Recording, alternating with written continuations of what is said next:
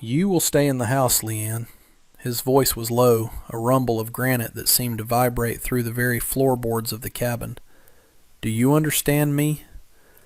The question was not a question. It was a command forged in the cold, hard certainty of a world she was only just beginning to comprehend. She stood behind him, her hands clenched in the folds of her light blue prairie dress, the fabric a stark, fragile splash of sky against the cabin's dark, weathered timber. Outside, the summer sun beat down with a merciless intensity, bleaching the color from the parched earth and making the three figures approaching on horseback shimmer like malevolent ghosts. One of them, the man in the center, was dressed in fine city clothes that were an affront to the rugged landscape, a predator in a place that had its own. She knew him. The sight of him stole the air from her lungs. She did not answer Corbin. Instead, she took a single deliberate step to the side so she could see past his broad shoulder, her gaze fixed on the approaching danger. It was an act of quiet defiance, a declaration that she was no longer just a passenger in her own life. He felt the movement, a subtle shift in the air behind him, but he did not turn. His focus remained locked on the men, his body a study in stillness, a coiled spring of lethal potential.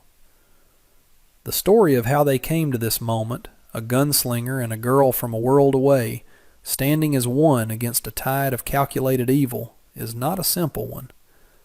It's a story of silence, of hardship, and of the unexpected seeds of hope that can take root in the most unforgiving soil. If you've ever felt trapped, underestimated, or wondered if true strength is forged in fire, then stay with me. This story is for you. And if you find a piece of yourself in their struggle, consider subscribing. Now let us begin where it truly started. Not with a gunshot, but with a quiet, suffocating arrival. Leanne stepped down onto the baked dirt, her thin shoes sinking slightly into the dust. The journey had been a blur of jolting movement and the oppressive weight of her own fear, a constant companion since she'd left the crowded, clamoring streets of San Francisco. But this was different. The silence here was a living thing, vast and profound, broken only by the buzz of some unseen insect and the faint sigh of a hot breeze through the sparse, resilient scrub. Before her stood the cabin, a structure that seemed less built and more to have grown from the unforgiving land itself. It was small, stark, its timber walls weathered to a silver gray by sun and time. This was her new life, her new cage. The man who stood on the porch was as much a part of the landscape as the jagged mesas in the distance. Corbin, her husband. The arrangement had been made by a desperate uncle, a transaction to save her from a worse fate, a sale from one owner to another. He was tall and broad, dressed in dark, practical clothing that was coated in a fine layer of dust. His face was shadowed by the brim of his hat, but she could feel his eyes on her, assessing, distant. He had paid a price for her, and he expected a wife. She expected a monster. She had been taught that men like him, men who lived by the gun in the untamed wilderness, were brutal and cruel. She clutched the small bundle that held her only possessions and braced herself for the coldness, the dismissal, the inevitable hardship. He said nothing as she approached, simply stepping aside to let her pass through the doorway. The air inside was cool and smelled of wood smoke, dust, and something else, a deep, lingering loneliness. The space was brutally simple. A single room with a stone hearth, a rough-hewn table with 2 chairs, and a bed in the corner. Another smaller cot was pushed against the far wall. He gestured toward it with a slight nod of his head. "That's yours," he said. His voice, the first words he'd spoken to her, was exactly as she'd imagined, deep, gravelly, and devoid of any warmth. He did not look at her as he spoke. his attention already turning to the rifle he picked up from beside the door. She watched him, her heart a cold stone in her chest. She was property. She had merely been moved from one ledger to another. In that moment, a flicker of something she had thought long extinguished sparked within her. It was not hope. It was defiance. They could sell her body. They could transport her across a continent. They could force her into this man's home. But they could not have her spirit. "I am not going back," she thought, the words a silent mantra.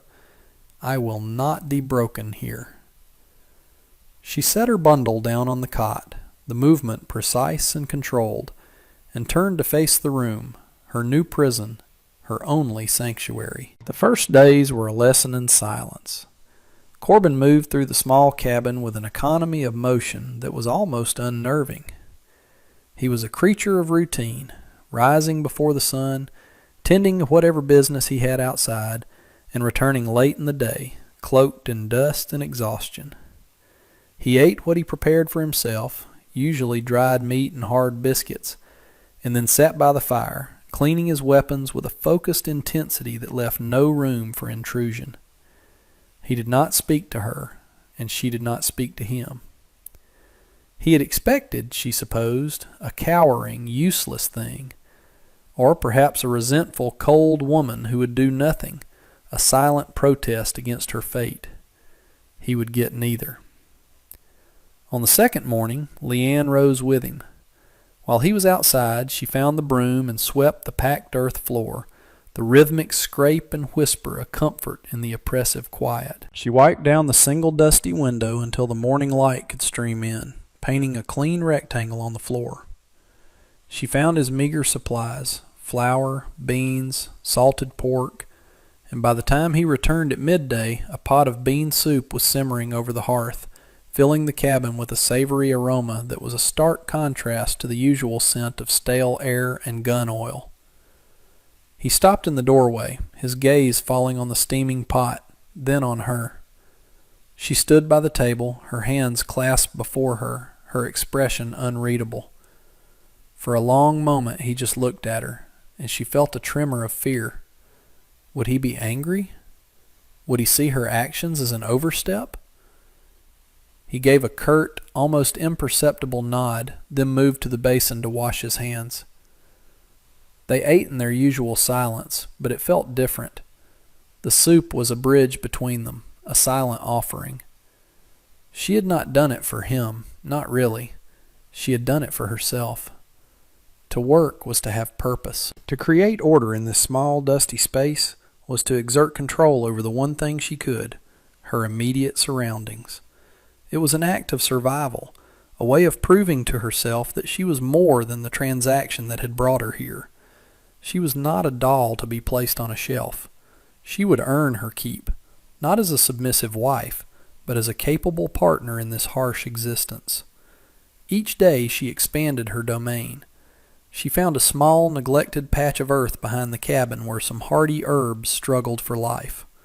She tended to it, clearing the weeds and using the precious water from the well to coax new growth from the dry soil. She found his mending kit and began repairing the small tears and frayed seams in his shirts, her stitches small and neat, a testament to a skill learned in another lifetime. He never commented on these changes. He never said, "Thank you." But she noticed things. A fresh bucket of water, full to the brim, would be waiting for her by the garden patch in the mornings. A new, sharper knife appeared on the kitchen counter one day. A bolt of sturdy blue cotton fabric, the color of her dress, was left on her cot after one of his infrequent trips to the distant town.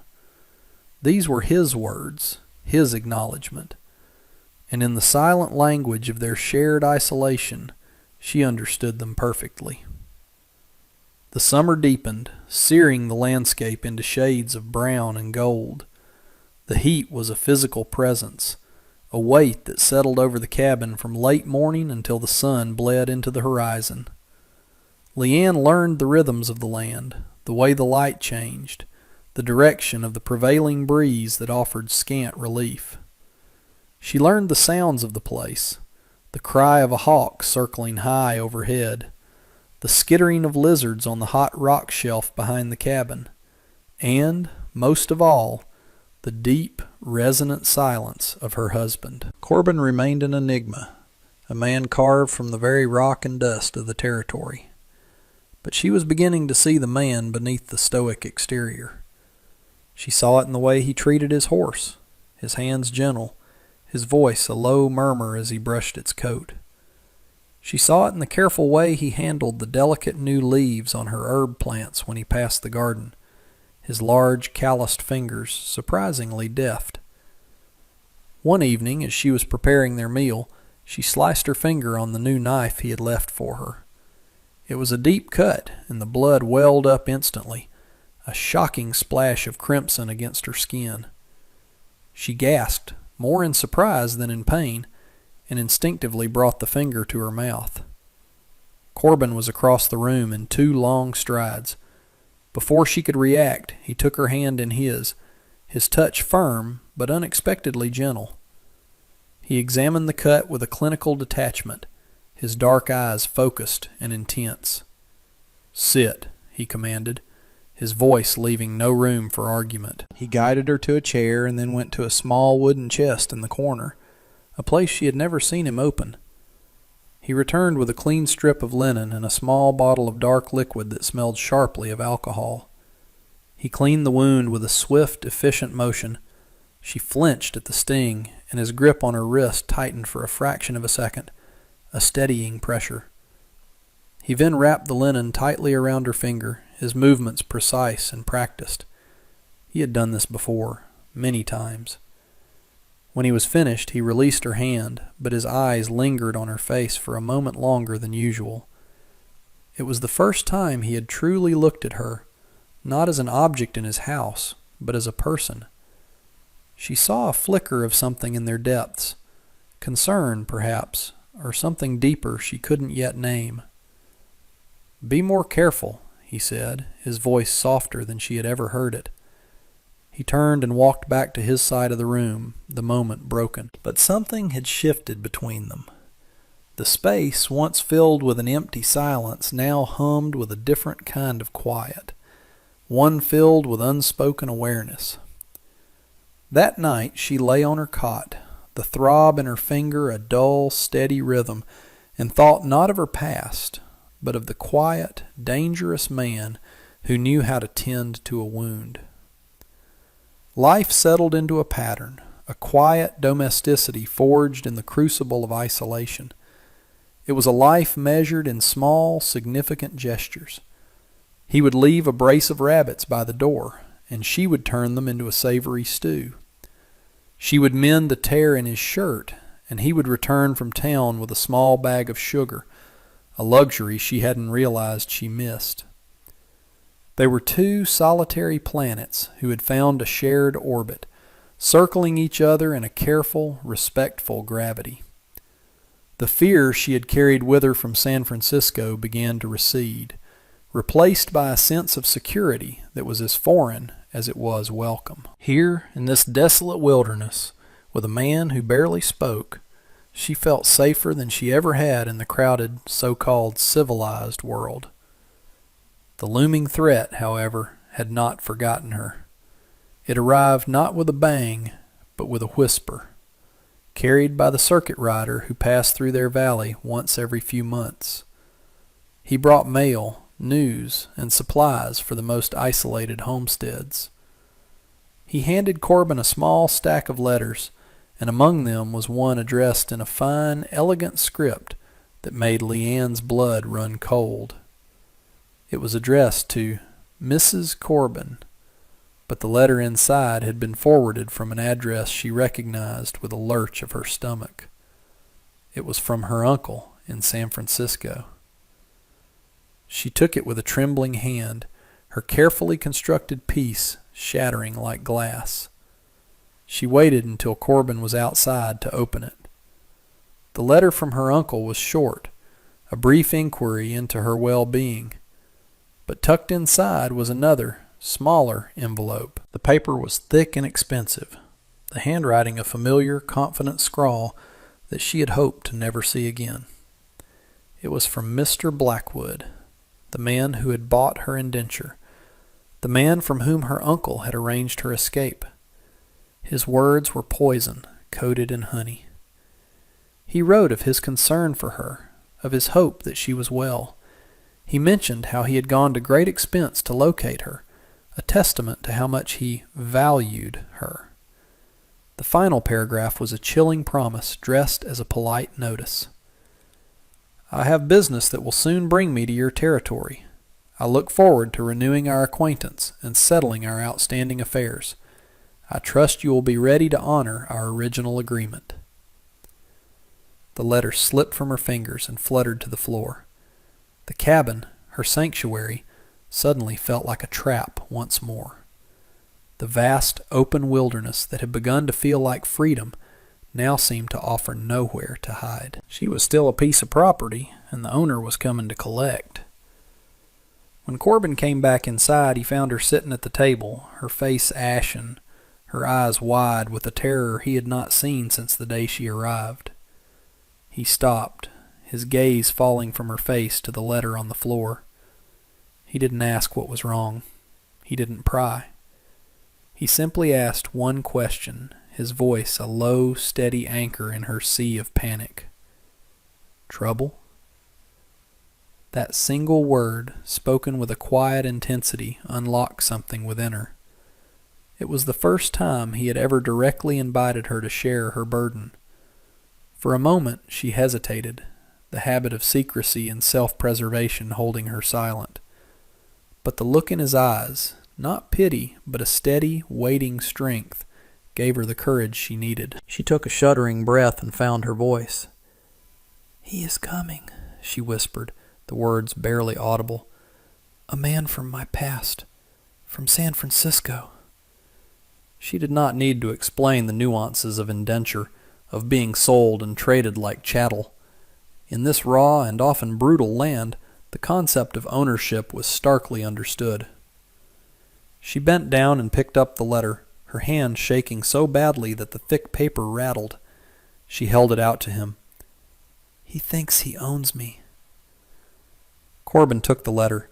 His large, rough hands, so adept with a gun or an axe, seemed to swallow the small, elegant piece of paper. He read it slowly, his expression unreadable, his face a mask of stone. When he was finished, he didn't hand it back.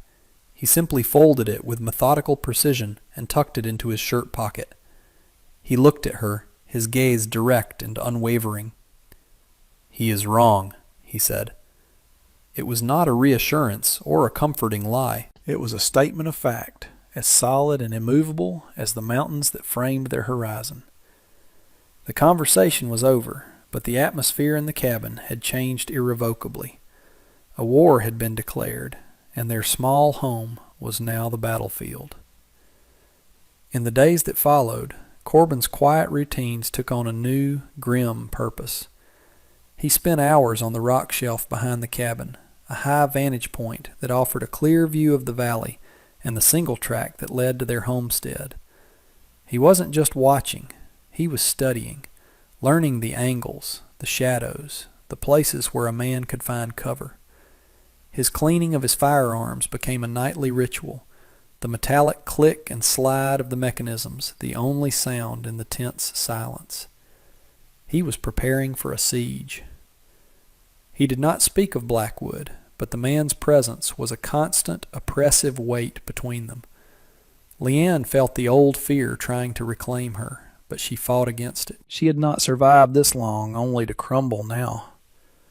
She channeled her anxiety into work, tending her garden with a fierce determination, kneading bread with a force that left her knuckles aching. One night, a summer squall rolled in, the sky turning a bruised purple. Thunder cracked overhead, a sound that viscerally reminded her of the crowded, violent city she had fled. An involuntary cry escaped her lips, and she huddled by the cold hearth, wrapping her arms around herself. Corbin, who had been watching the storm from the doorway, turned. He saw her, small and trembling in the flickering lantern light. He didn't come to her, didn't offer empty words of comfort. Instead, he closed the cabin door, shutting out the storm's fury, and sat down in his chair across the room. He didn't speak. He just sat there, a silent, solid guardian, a bulwark against the storm both outside and within her. He was with her, and in that moment, she knew she was not alone in this fight. They didn't have to wait long. A week after the letter arrived, they appeared. 3 riders, kicking up a plume of dust that was visible from miles away. Corbin saw them from his perch on the rock shelf and was inside the cabin moments later. His movements were calm, deliberate, stripped of any wasted energy. "They're here," he said, his voice flat. "Stay away from the door and the window." He checked his pistol, then slid his rifle from its pegs on the wall. Leanne's heart hammered against her ribs, a frantic, trapped bird. But as she looked at Corbin, at the absolute certainty in his posture, a strange calm settled over her. This was the man who had shown her kindness in silence, who had sat with her through a storm, who had declared with unshakable conviction that she was not property. She trusted him. The riders reined in their horses a respectful distance from the cabin. 2 of the men were burly and looked uncomfortable in their stiff suits, but the man in the center was exactly as she remembered, Mr. Blackwood. He was handsome, impeccably dressed, his smile as polished and predatory as ever. He dismounted with an air of effortless ownership, as if he were stepping into his own drawing room. "Mr. Corbin," he called out, his voice smooth and cultured, "my name is Alistair Blackwood. I believe we have a matter of mutual interest to discuss. I have come for my ward." Corbin stepped out onto the porch, his rifle held loosely in one hand, pointed at the ground. He stood with his feet planted, a human extension of the unyielding landscape. "You've got no business here," Corbin said, his voice carrying easily in the still air. Blackwood smiled and faltered. "I'm afraid you are mistaken. I have legal papers, an indenture contract for one Leanne, signed and sealed. She absconded from my care. I am merely here to reclaim what is rightfully mine." He held up a leather folio. "This is a legal matter, a simple recovery of property. There need be no trouble." He was using the law as a weapon, the civility of his world as a cudgel to beat down the simple truths of this one. "She's not property," Corbin stated, the words echoing what he had told her. "She's my wife." Blackwood's smile finally tightened. A flicker of irritation crossed his features. "A marriage of convenience, I'm sure. One that does not negate a prior legally binding contract. I am a patient man, but my patience has its limits. Send her out." From inside the cabin, Leanne watched, her breath held tight in her chest.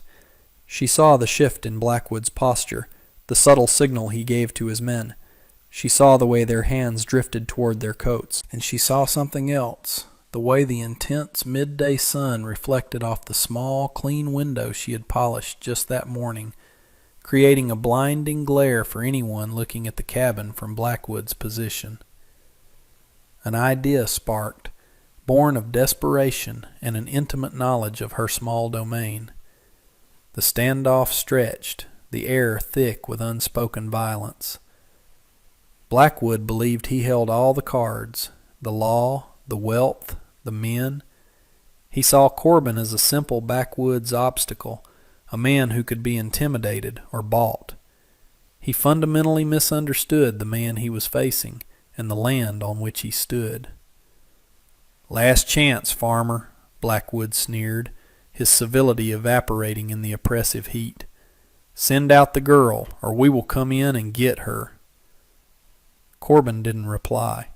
He simply shifted his weight, a subtle, almost imperceptible movement.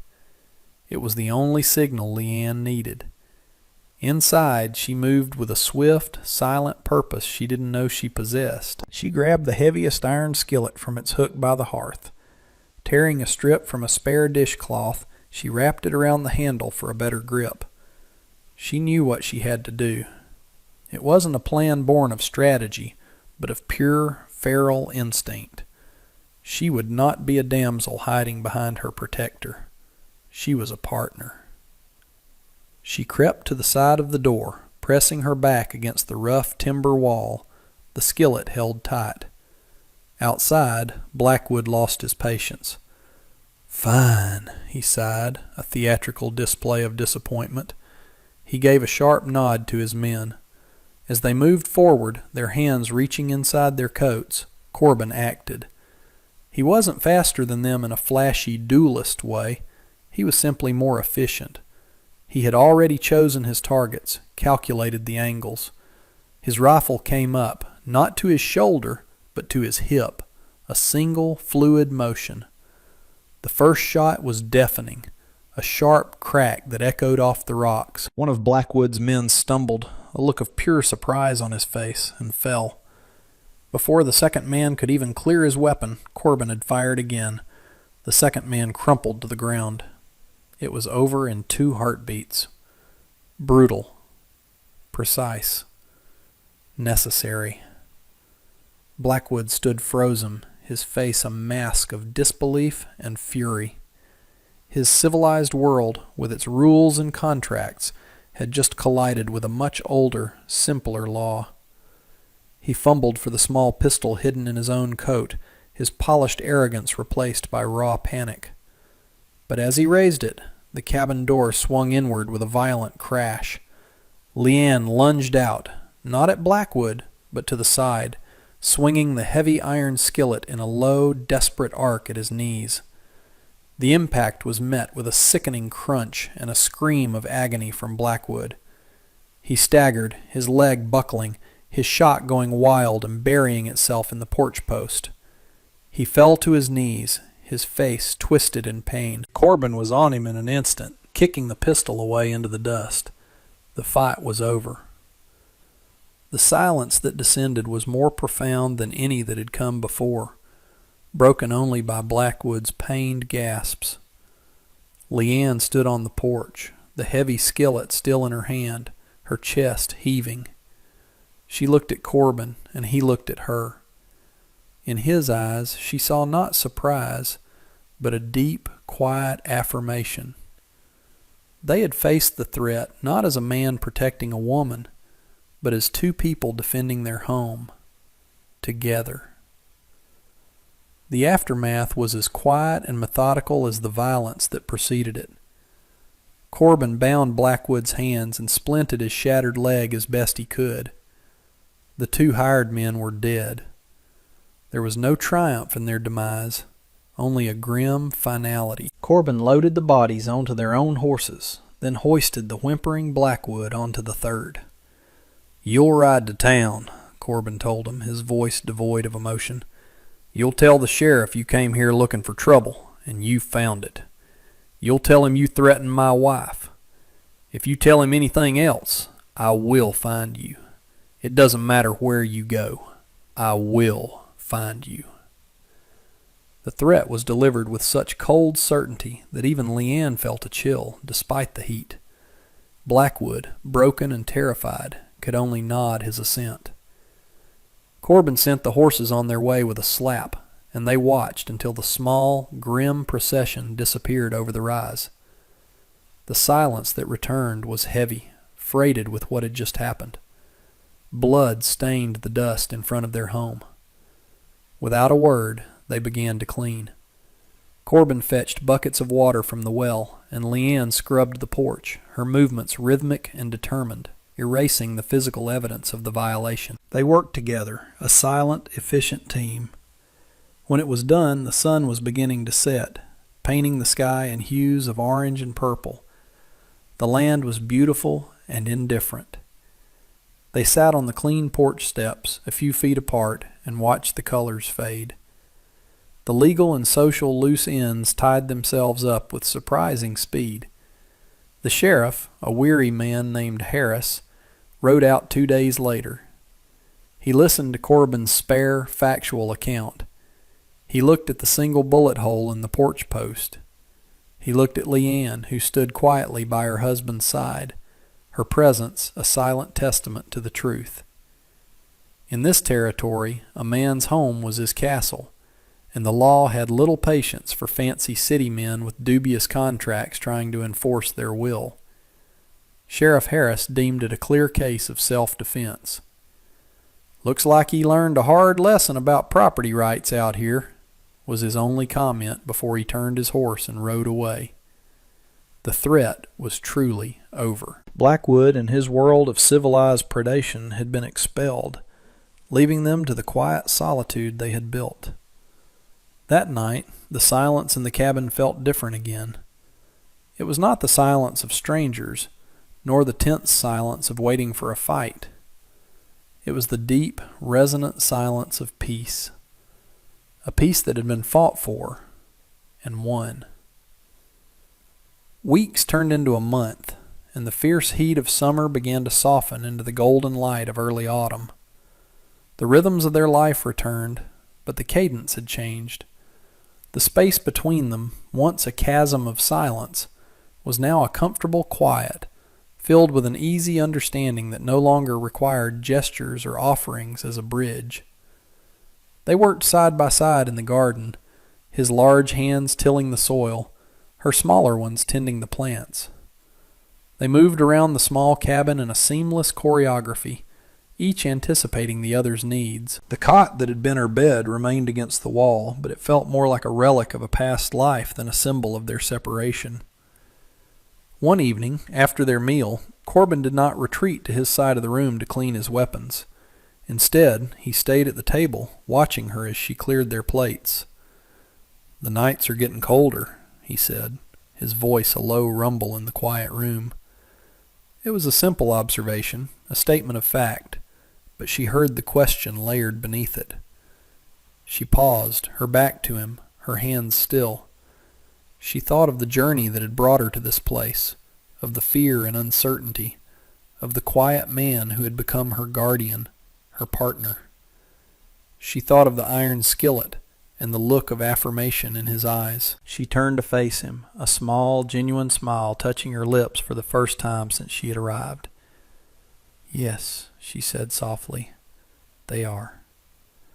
Later they sat on the porch, a shared blanket across their laps, watching the stars emerge in the vast velvet sky. The universe seemed to stretch on into an endless, peaceful eternity. After a long, comfortable silence, Corbin reached over and gently took her hand. His touch was warm and steady, his calloused fingers lacing through hers. It was not a gesture of ownership or passion, but of simple, profound connection. It was a promise, a beginning. In that moment, holding his hand under the vast, silent sky, Leanne knew she was finally home. She had arrived in this place a piece of property, a name in a ledger, a ghost fleeing a haunted past. Her world had been one of rules made by powerful men, of gilded cages and polite, soul-crushing transactions. She had expected this cabin to be her final prison, this silent, dangerous man her final jailer. She had believed that survival meant enduring, building walls so high and thick that no one could ever touch the small, resilient core of her being. But she had been wrong. The wilderness had not broken her. It had forged her. The silence had not crushed her. It had taught her to listen. And the stoic guardian she had been sold to had not claimed her. He had liberated her. He had given her not commands, but space. Not pity, but respect. He had stood before her as a shield, and then, more importantly, he had stood beside her as a partner. She looked at their joined hands, his weathered and strong, hers small but no longer trembling. This was not a bond of contract or convenience. This was a bond forged in shared hardship, in silent understanding, in the violent, decisive act of defending a life they had built together from nothing but dust and determination. "I am not going back," she had once vowed to herself. Now she understood the true meaning of that promise. There was nothing to go back to. Her life was here, in the vast, unforgiving beauty of this land, in the quiet strength of the man beside her. She had come here expecting to lose everything. Instead, in the most unlikely of places, She had found herself, and she had earned her peace.